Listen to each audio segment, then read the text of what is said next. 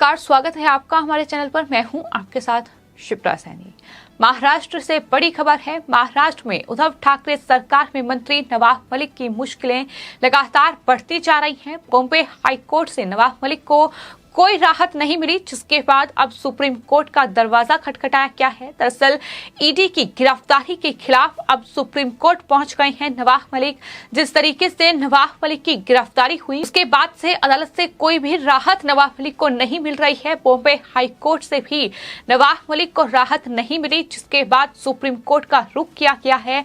आपको बता दें, सुप्रीम कोर्ट में एक विशेष अनुमति याचिका दायर करके मनी लॉन्ड्रिंग मामले में ईडी द्वारा जांच जो की जा रही है, उसमें तत्काल रिहाई की मांग नवाब मलिक के द्वारा की गई है। साथ ही आपको ये भी बता दें कि इस पूरे मामले में जो याचिका 15 मार्च 2022 को बॉम्बे हाईकोर्ट में दायर की गई थी, जिसमें साफ तौर पर बॉम्बे हाईकोर्ट ने जमानत देने से इनकार कर दिया था। हालांकि नवाब मलिक की ओर से ये कहा गया था कि उन्हें जमानत मिलनी चाहिए, क्योंकि उनकी गिरफ्तारी पूरी तरीके से अवैध है, ये उनकी तरफ से दावा किया गया था। लेकिन बॉम्बे हाईकोर्ट ने कहा कि नवाब मलिक के जो गिरफ्तारी के पर्याप्त सबूत जो हैं वो फिलहाल ईडी के पास हैं, तो ऐसे में उन्हें जमानत नहीं मिल सकती है और इस तरीके से नवाब मलिक की मुश्किलें लगातार बढ़ रही हैं। आपको ये बता दें कि जो हाईकोर्ट में याचिका दायर की गई थी, उसमें दरअसल विशेष न्यायालय के आदेश को चुनौती दी गई थी, लेकिन उसमें भी कोई राहत जब नवाब मलिक को नहीं मिली, तो अब सुप्रीम कोर्ट का रुख किया गया है। पूरा मामला अंडरवर्ल्ड डॉन दाऊद इब्राहिम से जुड़ा हुआ है। मनी लॉन्ड्रिंग का ये मामला है और जो दाऊद की डी कंपनी है, उससे जुड़े जो तमाम दाऊद के गुर्गे हैं, फिर चाहे वो दाऊद की बहन हसीना पारकर हो, जो अभी फिलहाल नहीं है इस दुनिया में, उनकी मौत हो चुकी है, लेकिन उनके ठिकानों पर भी ईडी ने हाल ही में छापेमारी की थी। 1993 मुंबई बम ब्लास्ट के ये गुनहगार हैं, जिनसे जमीन का सौदा नवाब मलिक का हुआ है। इस पूरे मनी लॉन्ड्रिंग मामले में ही फिलहाल नवाब मलिक का नाम सामने आया, जिसके बाद ईडी ने नवाब मलिक को गिरफ्तार किया था। तो इस तरीके से उनकी गिरफ्तारी हुई थी। आपको ये बता दें कि ईडी ने उद्धव ठाकरे सरकार में अल्पसंख्यक मंत्री नवाब मलिक को 23 फरवरी को जो अंडरवर्ल्ड डॉन है दाऊद इब्राहिम, उसके खिलाफ दर्ज एफआईआर के आधार पर गिरफ्तार किया था, जिसमें दाऊद इब्राहिम की जो दिवंगत बहन है हसीना पारकर, उससे जुड़े 1999 से 2005 के भूमि सौदे के आधार पर नवाब मलिक की आतंकवादी फंडिंग में संलिप्तता पाई गई थी, यानी उसमें वो शामिल हैं। ये खबर सामने आई थी और ये आरोप उन पर लगाया गया था, जिसके बाद ईडी ने ये आरोप लगाया कि पारकर और साथ ही मलिक ने मुनीरा प्लम्बर से कुर्ला में एक संपत्ति हड़प ली है। 2013 में मलिक ने अपने परिवार के माध्यम से सोलिडस इन्वेस्टमेंट प्राइवेट लिमिटेड नामक एक कंपनी खरीदी है, जो संबंधित संपत्ति पर एक किराएदार भी थी।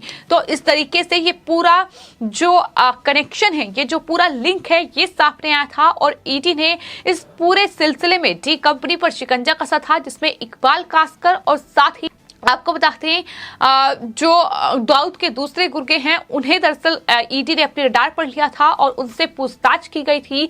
जिसके बाद नवाब मलिक से भी ईडी ने पूछताछ की थी। कई घंटों तक ये पूछताछ चली थी, जिसके बाद 23 फरवरी को ईडी ने नवाब मलिक को गिरफ्तार किया था। हालांकि उसके बाद से महाराष्ट्र की राजनीति गरमाई हुई है।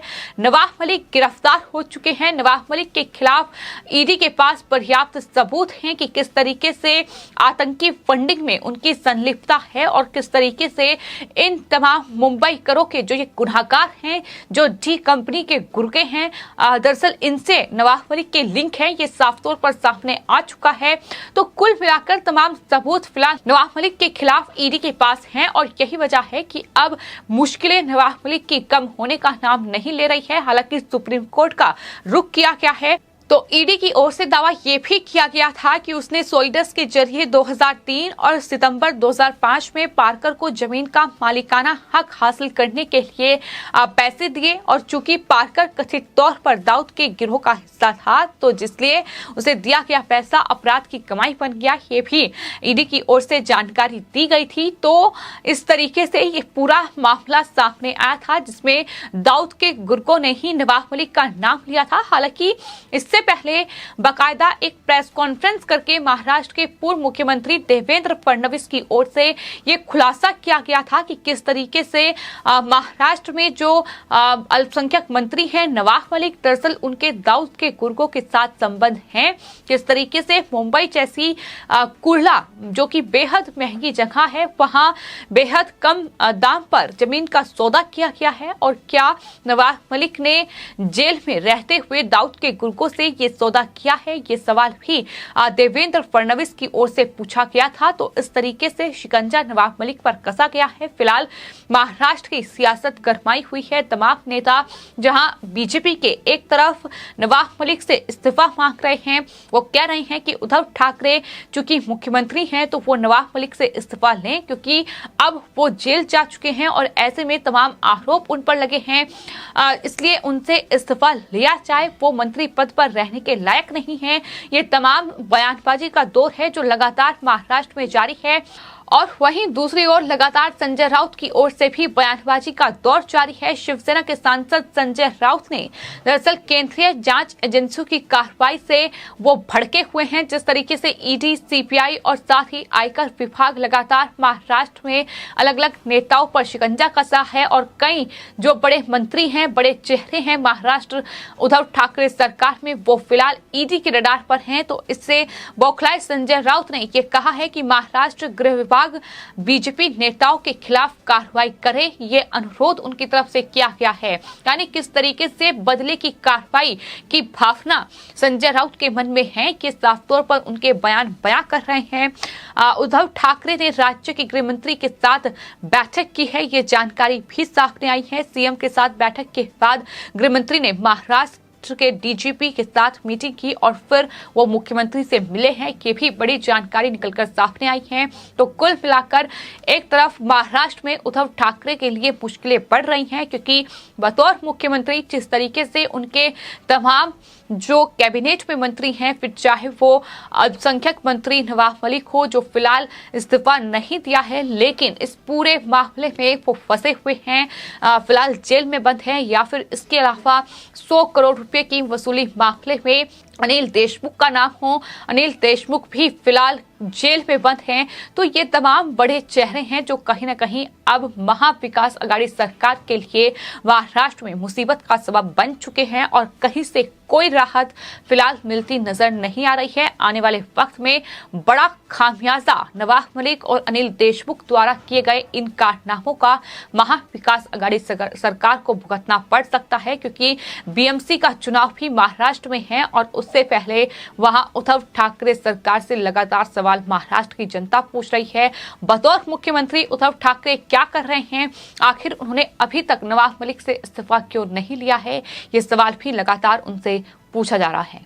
तो एक तरफ केंद्रीय जांच एजेंसी लगातार महाराष्ट्र में तमाम नेताओं पर शिकंजा कस रही है, फिर चाहे वो अनिल देशमुख हो या फिर अल्पसंख्यक मंत्री नवाब मलिक हो। इसके अलावा आनंद अडसुल से लेकर जो शिवसेना की सांसद है भावना गवली, इसके अलावा उप मुख्यमंत्री अजित पवार से लेकर ट्रांसपोर्ट मिनिस्टर अनिल परब, ये तमाम वो बड़े चेहरे हैं महाविकास अघाड़ी सरकार के जो फिलहाल ईडी की रडार पर हैं, जो फिलहाल आयकर विभाग की रडार पर हैं, क्योंकि इन तमाम लोगों के बड़े घोटाले उजागर हुए हैं। तो ऐसे में एक तरफ केंद्रीय जांच एजेंसी लगातार ताबड़तोड़ कार्रवाई जो है वो महाराष्ट्र में कर रही है, तो दूसरी तरफ महाराष्ट्र में शिवसेना और खासतौर पर शिवसेना के सांसद संजय राउत बौखलाए हुए हैं। संजय राउत लगातार बयानबाजी कर रहे हैं और किस तरीके से बदले की भावना से कार्रवाई करने की मंशा संजय राउत रखते हैं, ये उनके बयान साफ तौर पर बता रहे हैं। शिवसेना ने महाराष्ट्र के गृह विभाग से ये कहा है कि बीजेपी नेताओं के खिलाफ जितने भी मामले दर्ज हैं उस पर सख्त कार्रवाई की जाए। शिवसेना प्रवक्ता संजय राउत ने यह भी कहा है कि अगर महाराष्ट्र पुलिस को गृह विभाग से उचित आदेश मिलते हैं तो मुझे लगता है कि बेहतर परिणाम सामने आएंगे। और ये हम देख चुके हैं कि किस तरीके से बदले की कार्रवाई संजय राउत ने वक्त वक्त पर कहीं ना कहीं महाराष्ट्र पुलिस का इस्तेमाल करते हुए की है, फिर चाहे वो केंद्रीय मंत्री नारायण राणे की गिरफ्तारी हो या फिर रिपब्लिक मीडिया के editor in chief Arnab Goswami की गिरफ्तारी का मामला हो। ये तमाम बड़े मामले हैं जो फिलहाल महाराष्ट्र में देखने को मिले हैं। फिलहाल आपकी इस पूरे मामले पर क्या राय है, हमें कमेंट बॉक्स में जरूर लिखें और चैनल को सब्सक्राइब करें। धन्यवाद।